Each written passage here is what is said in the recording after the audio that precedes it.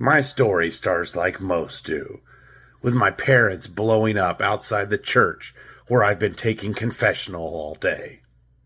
Just like everybody else in that situation, I went to China, seeking serenity and peace. And then, like millions and millions before me, I encountered a woman who'd been shot by some kind of poison arrow who gave me a weird dinosaur claw and scratched my arm with it. It's a pretty common tale. The only real problem is that sometimes I go walking in the park at night, encounter hookers, and end up having to turn into a dinosaur to kill the people coming to kill her. I mean, again, it's pretty much like every other story you've already heard. This week on the Bad Movie Cold Cereal Party, we're watching Velocipastor. So, yeah, enjoy-ish. Count Chocula and like the Frankenberry, those cereals have always had banging marshmallows. Everything else is usually kind of blah. Banging marshmallows. Yeah, man. Yeah, wasn't there a marshmallow cereal? Probably. Who cares? Those s'mores. Who gives a shit?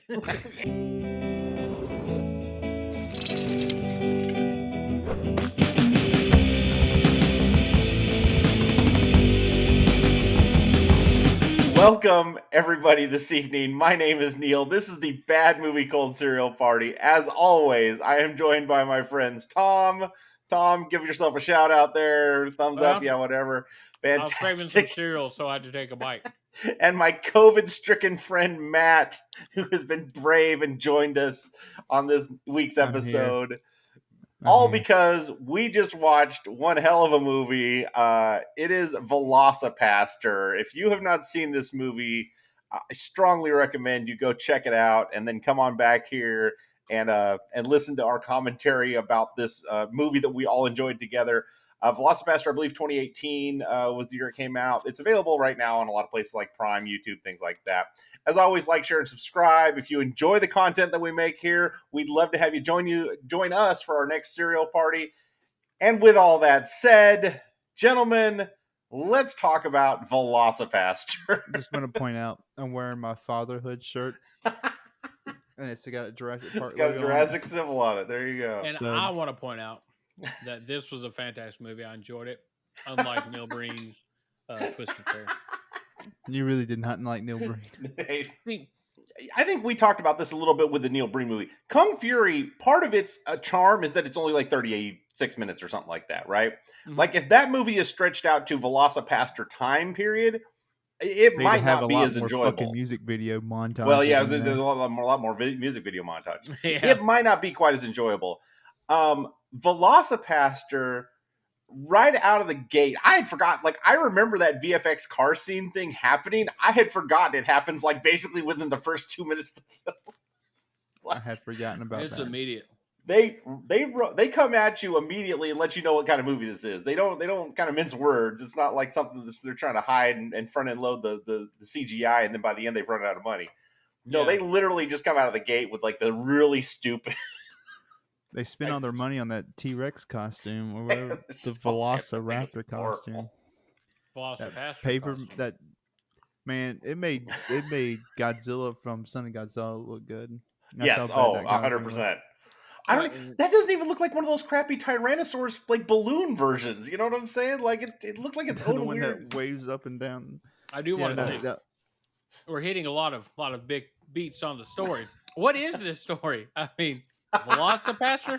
Velocipastor. I'll let one of you explain this because it's I know I remember it the least. He was only Velocipastor for like 12 days. And then he stopped being a pastor. Yeah, I was gonna say, yeah. The shtick is that he doesn't give up being a velociraptor, so he gives up being a pastor.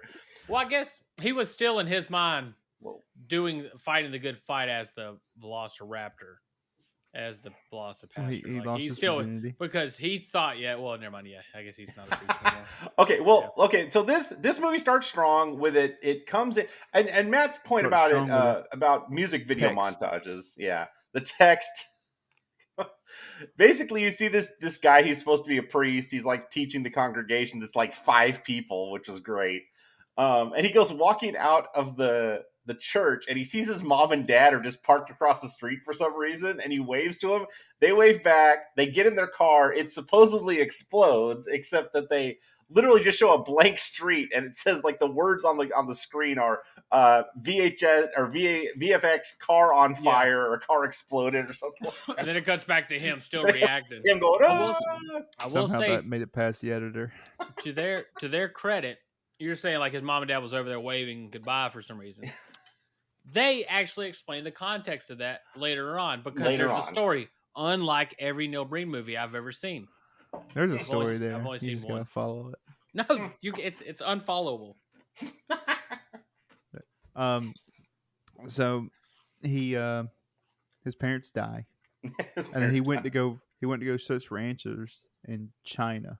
In China, which looks like every other place that they've filmed. So New Jersey or wherever it is, that famous oak trees, and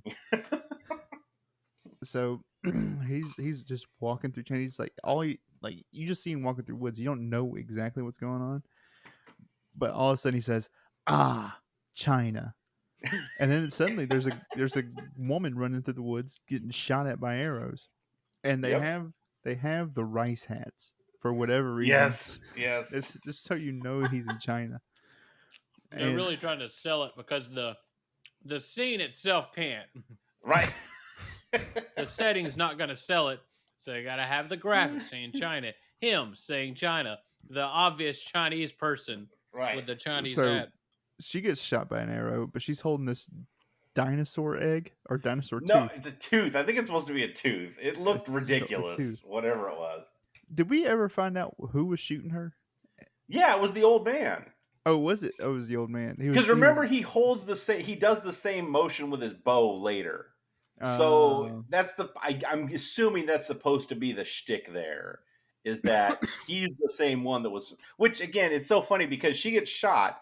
The guy that shoots the arrow couldn't have been more than 100 yards away.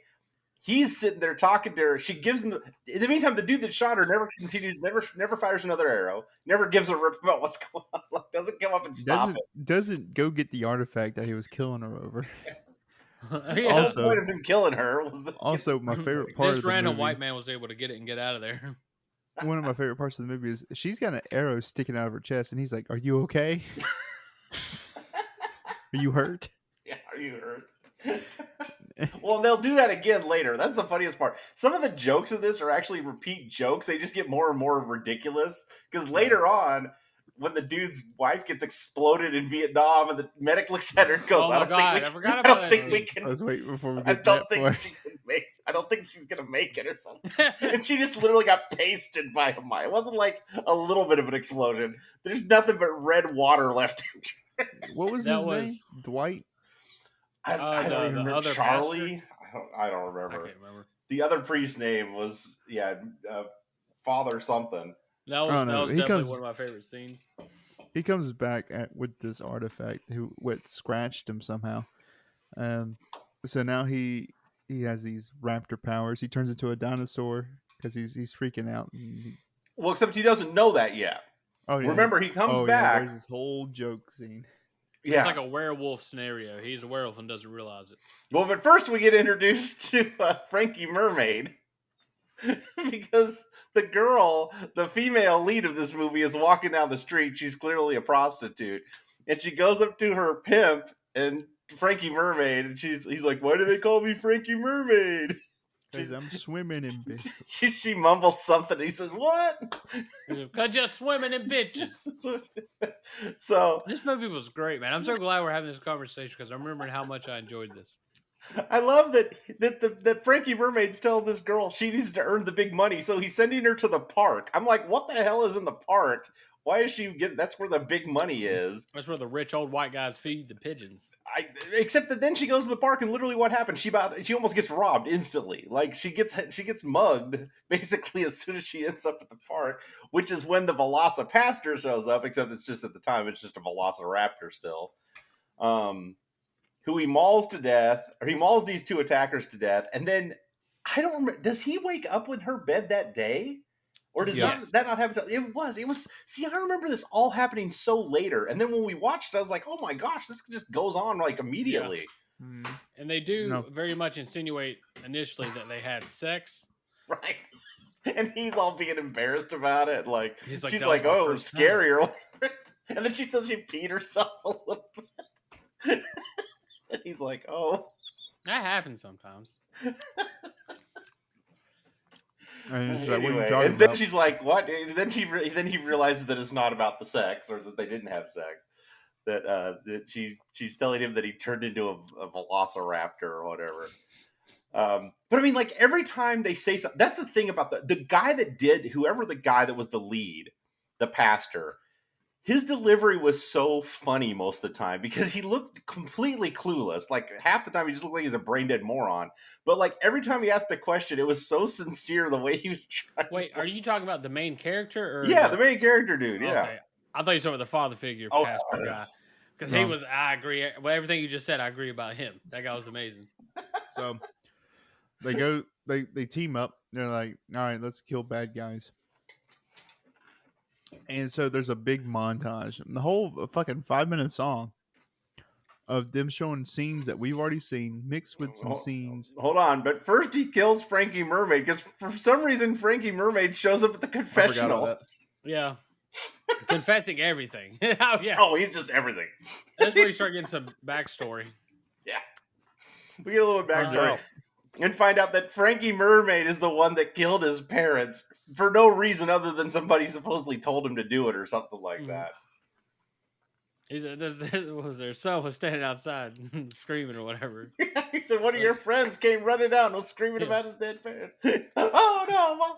Can anybody guess what the Velocipastor does in that situation? He Velocipastors. He Velocipastors him.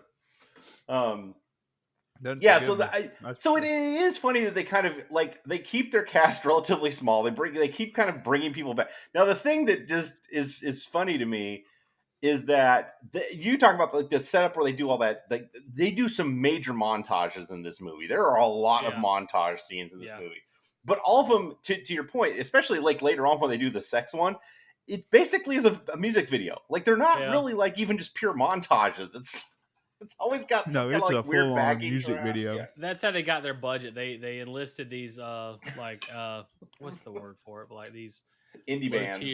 Indie bands, yeah. They like, hey, if you guys pay us, we'll put you in our movie. So they describe the movie. They're like, oh, well, this has got to be a hit. Like, you know, so I'll definitely want to pay you $6,000 to be in that movie. So we'll do the whole thing. It was bad. Matt. So they go around town. Quick, side note. How's them pops? They're great. I know you were worried about being able to taste them or not. Are you? I'm assuming you're able to taste them. I still got my taste buds right now. Nice, that's good. Well, Matt's got pops. Tom, what kind of cereal you got? This is as good a time as they need to throw out our cereal choices for the week. You know about pops? They kind of look like mini scrambled eggs. I'm having Crave. Crave is it's good. Crave's terrible because like it immediately gets soggy, and it's kind of like it has like a bad taste, but like the texture of it's so good, and then the chocolate, it's definitely candy. It's close to candy. It's not really cereal; it's candy. Oh yeah, it's really good though. It's chocolate inside of like, it's like if they ground up into a fine powder cereal, and then they added water and it hardened like a cement around chocolate center. It's good. That's a majestic advertisement for Crave. I'm gonna have to get with their marketing terrible department. Until you get to the chocolate. Tastes terrible. Feels like somebody made cement out of cereal. It's that biting into it. It's just like it's because it's like I don't know. It's good, but it is like fucking biting into cardboard filled with chocolate. Hold on. Yeah, I kind of get this. So this kind of tastes like mush. What'd you got, Neil? Yeah, what are you eating, Neil? I am eating peanut butter crunch, a la Captain Crunch, just peanut butter version of it. It's actually really good. Although I'll be honest, it's not. Yeah, it's not a Reese's Puff. It's not a Reese's Puff competitor. Reese's Puffs came after this, but no, Reese's Puffs does it so much better. I got this on sale at Kroger. I think it was $2 for the box, and it's the giant size. So you kind of can't pass that up. Yeah. See, that's what I was going to ask because Reese's Puffs is one of my favorite cereals. So I wanted to ask how that stacked up, and apparently I don't have to go and try it. Nah, you don't. You would be sorely disappointed. I will tell you, and I would love for somebody else to try it and have a side-by-side taste testing to see if I'm actually right. but the Aldi off-brand Reese's Puff cereal is the best Reese's Puff cereal. It The is Aldi brand version, really? Yeah, it's like it's coated in like a powder or something like that. Where like the Reese's Puffs are just, it's like the Puffs, like Captain Crunch, all berries, and all that stuff. But this is like it's a puff, but it's like it seems like it has like a coating or something of the powder of the flavoring stuff, and it's really good. I enjoy it much more. That's good to hear because I do have an Aldi's near me, so I can go investigate that, and then maybe we can compare notes. Yes, please. I want to know if I'm crazy or not. And I'm a Reese's Puffs. Like I love Reese's Puff cereals in my top 5. So okay, this is overtaking it. Back to Velocipastor because we don't want to make this longer than we have to, but we'll make it as long as we need to. So what's funny? Okay, so what's good is that they do this little montage. He's fighting crime, and apparently she does, which is weird. At first, it's just him. Like I don't know what her role is, other than he kills people. Exactly what I was about to ask. What is her role? Her role she teaches him about dinosaurs. You didn't see her bring the dinosaurs? Right. I forgot that. He doesn't believe in dinosaurs. She's the one that believes in him. That's what her role is. She is the person there that believes in him to go and murder people. Right. You got this. Kill him. I forgot that she has to teach him about dinosaurs. And he's even got like books. Like you see him with these books. And then later the other priest comes in. By the way, these priests are their costumes are maybe the worst costumes. You can get better costumes at Spirit of Halloween. I'm not joking. It's literally like kind of a robe with like a piece of paper that's been stapled on both sides, basically. Yeah, it looks like a white square. It's not like the cup. It looks like it's always falling off or something. I thought of a good way to sum up what her character is. So the way I see her is she is the Uncle Ben of this scenario, the person that propels them into doing great deeds. Whereas Uncle Ben, he died. He said, "With great power comes great responsibility." Remember that, Pete. Remember that. A whore with a heart of gold. So then Peter Parker's like, I have this power and I must use it for good. And she's like, you need to go out and kill other people like, what's that guy's name? Something Mermaid, Frankie Mermaid. You got to go out and kill more bad guys. And so he's like, you're right, Uncle Ben. God wants a lot of people dead. Yeah, that's right. I forgot that a lot of people dead. I don't know if God wants me to kill people. It was them fighting crime. She learning about God, him learning about dinosaurs, and it all kind of montages into this shitty song. And we sit down. They divide up. He's reading a dinosaur book in the chapel for whatever reason. and then his friend, the other pastor, walks in and he covers it up with the Bible, and it's just sticking out. And I know this is ridiculous. It's obviously supposed to be it's obvious bad. It's meant to be stupid, but even then, and he's like, I think you need an exorcism. Right. Well, first he's just like, why are you doing this? And he's like, I've Father, whatever your name is, or what, I've gotten this gift or whatever. And he's like, no, it's a curse. We need to exorcise you. So then they should have had a working out montage. That'd have been great. That would have been good, actually. Instead, they've got this weird exorcist dude that shows up, except that he's not a priest. He's somebody else. And then they're trying to...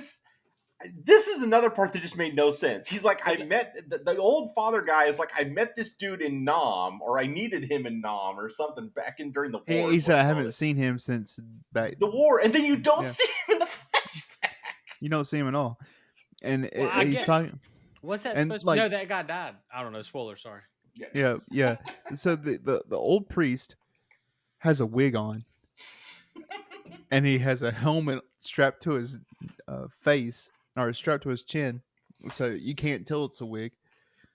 Well, you could tell it's a wig. No, it's obviously a wig. And they're in Vietnam amongst the oak trees. It's like a 6-year-old guy, too. And he still looks like a 6-year-old guy. So he dies. He's like, I want you to name your son after me. Name your son after me. Well, the priest dude doesn't die. This other guy that he's with dies. Yeah, but there's stuff that happens before he dies, right? Doesn't the girl come there beforehand? Nuh-uh. Okay, I'm sorry. No, that's what. He just go ahead, Matt. Yeah, you had it. Whammy on whammy. So his friend dies after he's like, I want you to name your son after me, and he's like, okay, I will. When I can't wait to go see my wife. Well, his wife is somehow in Vietnam. Right? Yeah, he's not a priest yet. It should be noted. He is not a priest yet at this point. She just shows up. And also, I want to note that there's no reason for them to have to do this because you never have seen his wife at all in the movie, other than this picture he shows. And it could have been a young woman. They could have easily done that. But they took a woman around a similar age to him, like 50s maybe. And then the woman that plays her is the woman that's in the picture. And she's like a woman in the fit. And it doesn't make any sense. It would have been, I mean, I don't know what would have been. I guess that is funnier. I feel like it would be funnier if it was an actual young woman, but maybe it wouldn't. I don't know. But anyway, she walks up and tries to go hug him. And apparently there's just a landmine by camp, and she just explodes. She's literally like 2 feet from him. She supposedly steps in this mine.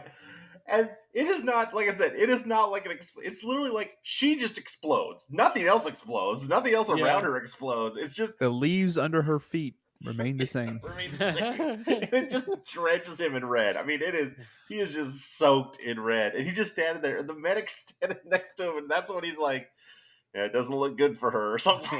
Yeah, something like that. And one of the guys asked, I wonder what she was doing out here. And the other guy said, I guess she was doing a little bit of gardening or shopping. I was like, oh, is that how they're going to answer why she was out here? And he's just the priest who's just standing there like, ah. Yeah, just staring blankly ahead. And then he's like, I think that's where this exorcist comes from, because he went to him for answers, maybe after the war or something. I don't know. Because he just became a priest. They talk about before the exorcism happens, like he's like, we need to have an exorcism, but nobody's free to do one, so we have to go that's right, yeah, through other means. And so he's like, I know this guy from back in Arm or whatever it was, and it's a what do they call, like a psychic or whatever, like a spiritualist or something. I don't even know what he was supposed to be, because he had like a Ouija board. He also had like other stuff. I don't know. That was some weird. I don't know. It's like Miss Cleo. It's my favorite part of this movie. They're all sitting down at the seance table, and he's like doing all this, and his old priest friend from Nam, the priest from Nam is just looking at him like this, with a tarot card, just looking at him, just spinning it in his hand like this, just.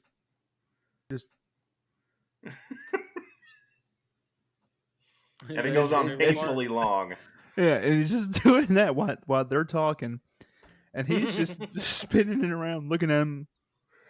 Play a clip of that scene right now, Matt, because I can't remember what that was. I ain't going to do it. Yeah, now I remember it. That is good. I do like that. Is funny. That's my favorite part of the whole movie, because I just kept watching him. I didn't care about anything else that was happening in that scene. It was just him doing the same movement over and over with a squinty face. Yeah, that was, oh my gosh. So what happened during that scene? Well, no, I know he brought out the raptor or something. Well, okay, so that's one of the things, you're right, that whole scene is just kind of so bombastic. Like, everything that's going on there, you're just kind of like, wow, my brain is numb. I don't even remember what the old guy said that somehow sets him off, and he starts to turn in, like, I don't think it's actually exercising him in any capacity. I think he's just mad, and when he gets mad, like, his one hand becomes a Velocipastor hand or whatever, Velociraptor hand, and he like cuts the priest, and then we don't know what happens to that other guy, the weird exorcist. No, we see him. Does he kill him? No, he's just leaning back in his chair. He's like, "What have I done?" And he's like, "Oh yeah, maybe I shouldn't." He was supposed to be like the Ian Malcolm of this movie. Because he was just like, he was pontificating in his chair while everything else around him was being destroyed. So then he busts out. Except that somewhere in this mix now, we suddenly now see what the actual like enemy of this whole thing has been, because now we see the old guy, and he's got this like, there's all these like Oriental aligned people, or Oriental, ninjas. That's the race of everybody around there, except for the one dude. There's this one super white blonde ninja guy. And you're going, something's up with this guy, right? Like, obviously there's something going on with him. And they're talking about drugs. It must be stated that the main bad guy is speaking Chinese the whole time, and everybody understands him and speaks back in English. Yes, that's right. He doesn't speak. Well, he speaks English sometimes, but it's mostly Chinese or Mandarin. And so they're talking, and then he's like, "We'll ship out drugs to the inner city or something like that for the drug trade." Yeah, I never understood their goal as the bad I guys. like. No, Well, they remember- explain it to the old guy. I was gonna say they explained it to the older priest later, who somehow survives his getting attacked. Oh well, hold on. After that scene is when he goes to the girl, and he's freaking out, and they finally have sex. Like that's the moment when they actually sleep together. Except that there's this whole music video thing that happens, and it replays. That scene went on way too long for one. Wasn't he bleeding? Yes, Yeah. he somehow got hurt. I think she like patched him up, and that was part of like the whole romancing into the thing. Yeah. Oh, and that might have been. Okay, I think he attacks the priest and leaves, and then gets attacked by those ninjas in the woods. Yeah, that's right. And then they're fighting together. That's right. They're fighting together and then he goes. They will know. Not yet. He goes back to her Okay. house because he gets injured Yep. in the process. You're right. I'm a fool. No, you're fine. But I remember the first time they're fighting together now. But then they have sex. They sleep together. They wake up, and that's when they immediately get attacked by ninjas again. Like And literally, they she's just start somehow going through it. And she's somehow a master of ninjutsu. Apparently, she's been doing it for years. Well, you got to learn some tricks when you're turning tricks. apparently. There you go. Hey, that's catchphrase of this movie. That is. We're gonna put that on the bumper. So after that fight scene where ninjas is breaking in their house, we find out the old pastor is alive. He's missing an eye now, That's right. and he took the dude's eye out. He I'm goes so glad with. you guys remember these small details, and it brings the picture back. Except he's wearing the eye patch over his glasses. Oh yeah, It's very obvious he's not missing an eye. oh man. This is what I was saying. I'm glad there's these small details you guys remember, and like the picture just keeps getting brighter in my head. I remember things. And then so the evil guy wakes him up and says, "All right, come with me. I'll explain to you my plan. What we're gonna do is we're gonna put drugs out into the city, and then stop giving drugs, and then they'll have to turn to the church." Yeah, well, I didn't know. That made no sense. Like, Yeah, it made no because sense they even were in a all- movie that made no sense. They were all preachers or something. Yeah, they're all priests. All of them are priests. Yeah, that And one was then- rough. So the old pastor's like, "I don't want anything to do with this," so they just kill him. They just kill Did him. he I was die? like, "Well, why?" Yeah, I was like, "Why bring him on board in the first place?" I guess just in case. I think they knew each other, didn't they? He acted like he knew the guy. Yeah. I don't know But why, because they never explained that relationship. Wasn't there Yeah. like a standoffish point between them two because he was Asian and that guy was a Nam? No, Wasn't no, I thought there was that. That's just no. predicting that. I think that's there's definitely been done in movies. I don't think that happened because literally that's the most jarring thing about that moment is we go from knowing that he got attacked. We do the whole thing with them being off on their own, the Velocipastor and his girlfriend doing their thing. And then all of a sudden, old priest guy is there at the camp. That's been the same camp. It's the same camp every time, right? It's just these crappy white tents and like this clearing on a hill is really all it is. All of a sudden, he's there and he's like, I'm glad you reached out to me. Does he call him Father something? Like Father Jan or something? I mean, I'm not trying to be racist there. That's literally like it's something super cheesy like that. Maybe I think. But then there's no real explanation as to what's going on there. It's just basically like, oh, I'm glad you looked me up, or maybe he even says something to the effect of, I've been dealing with I don't know. The connection there makes no sense. I feel like there's something on the cutting room floor somewhere that probably, supposedly, might have. Maybe I'm giving too much credit. May have solved. They had to Maybe. cut for time so they could fit those music videos in. Those The people music paid for videos had those. to be there. Either way, old priest man gets killed, which doesn't make any sense. He should have just been killed when Velocipastor took him out. But Yeah. then we wouldn't have got the eyeglasses thing, so I don't know. Yeah, because the Velocipastor thought I he like killed how him. that's the big takeaway. Is like if he would have died, then we wouldn't have had that great bit Wouldn't have where that he great has scene. eye patch over his glasses. So how does Velocipastor find the camp? Oh, I remember. It's because the ninjas attacked him. He said, "Good thing that guy told me where the camp was before he died." That's right. That's right. No, like you don't see the scene. It's just he literally tells the girl that that's what happened. So they go to the camp, and they're just my fighting. favorite part of the movie. Just fighting. Well, no. Remember, at first he's fighting, and then he gets shot.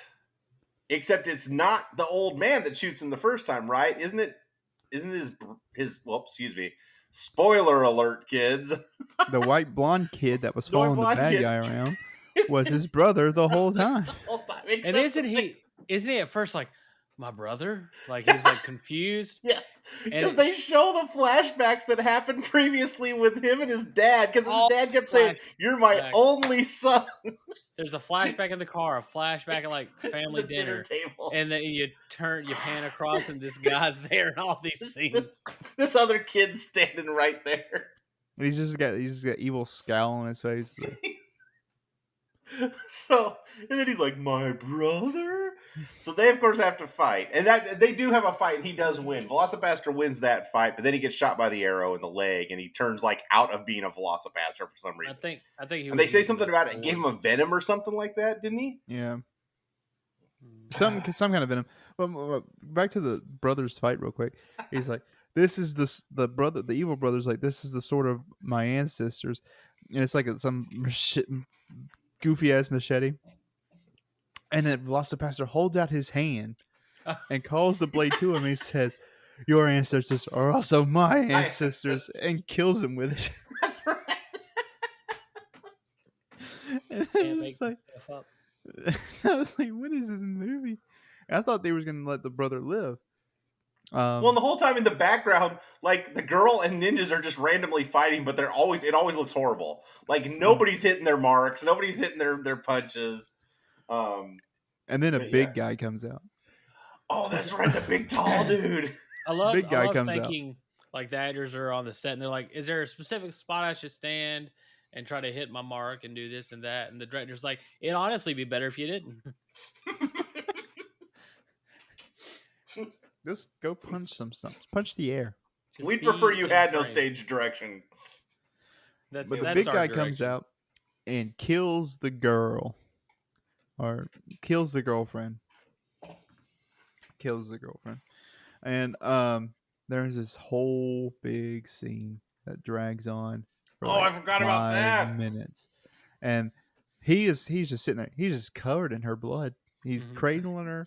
She's covered in blood. And they keep refreshing the blood because the blood, like you can see it gets. The ninjas are just like they're sad they killed her. Right? Yeah, they're standing there all being sad that they killed her. Yeah, that's right. They're like leaning on each other, like crying and stuff. I can't believe we did this. It's like a Mel Brooks moment. Like literally, that reminded me of like a Mel Brooks movie. And then he turns into the Velocipastor, and then he starts killing people. And that's when the old guy comes out, the old evil guy, and shoots him in the leg with the arrow. Well, because and that's the whole shtick. Is that's the reason that you know it was the same dude.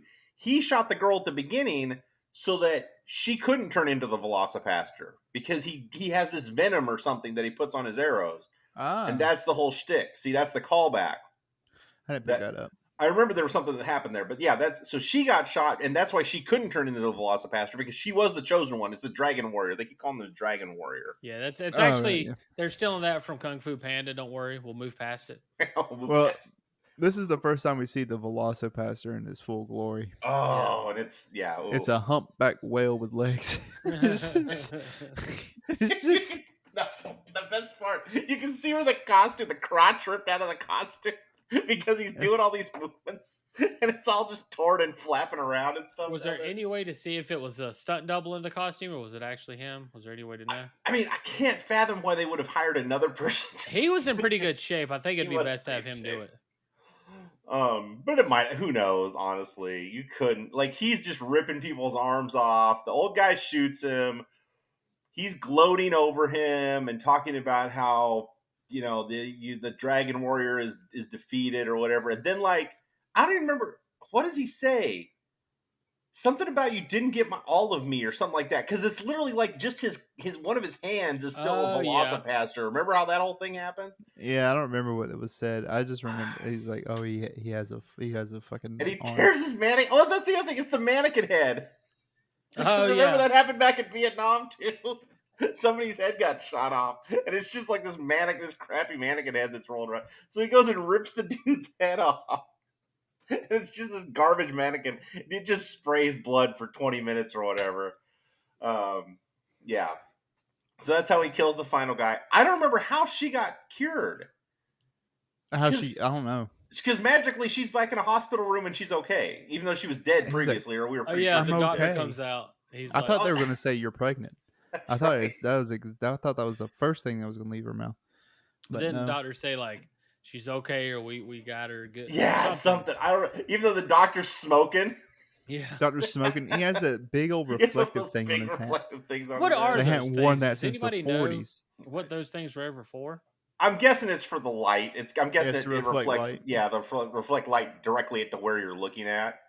But he didn't need that at all. She was perfectly fine. She was fine. She looked normal. So the movie ends. There's another fucking montage.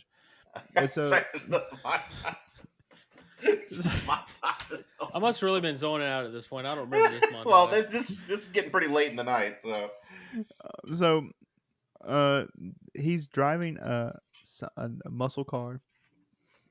I don't remember what kind. It was black, and he's wearing a leather jacket, and he's smoking now. Mm-hmm. So it's the opposite of Constantine. You know, Constantine chewed some nicotine gum at the end of his movie. In this one, he's smoking. That girl is smoking like a chimney the whole time, and Tom was like, "Yeah, that girl's really smoking." Yeah, like, you can tell. She wasn't stage smoking. There's a lot of movies and stuff where you'll see they just hold it in their mouth and just kind of blow it out, or sometimes people will hold a cigarette and constantly act like they're about to smoke or they're going to light it, but they never get around to it. No, she's just burning heaters the whole movie, dude. She's like, "Can I smoke?" And they're like, "Yeah, we'll start rolling though." We're rolling, just secondhand smoke, make you smoke. Yep. It's Velocipastor. Like, so he said I think he quit the priesthood. I mean, he had to. Yes, yeah, he does. He's banging whores. Yeah, he does basically say that he is no longer part of the priesthood, but he's still going to be a velociraptor and kill people. He's a dragon warrior. Dragon warrior. Dragon warrior. Which I do like that idea. Is they're calling him a dragon warrior, and there's this version of conspiracy theories or whatever where dinosaurs were dragons. Were actually dragons were real or something like that, and they were dinosaurs. So I think it's neat that they call him the dragon warrior, and it's a all that smoking ain't gonna be good for his karate. Interesting that this is the second movie we've seen where somebody basically killed somebody else or encountered somebody dying and has now turned them into some kind of kung fu master by association. That's what I was thinking. Matt was going to say this last montage. What ended up happening is he said he got in his car and was smoking a cigarette. And I was like, what happened next? He was flying off a cliff and then he jumps out or no, he's like, open the door and he jumps into it and he fights a robot or something. I was like, it seems like a perfect segue leading into perfect segue. Miami, 1980. Miami, 1985. Nukes going off in the background. So, what'd y'all think? What are y'all final thoughts? After going through the story, I give it, in cereal terms, I'd give it a Rice Krispie treat. Rice Krispie treat. But yeah, it was a fun one. It was definitely. I don't know what any of these ratings are.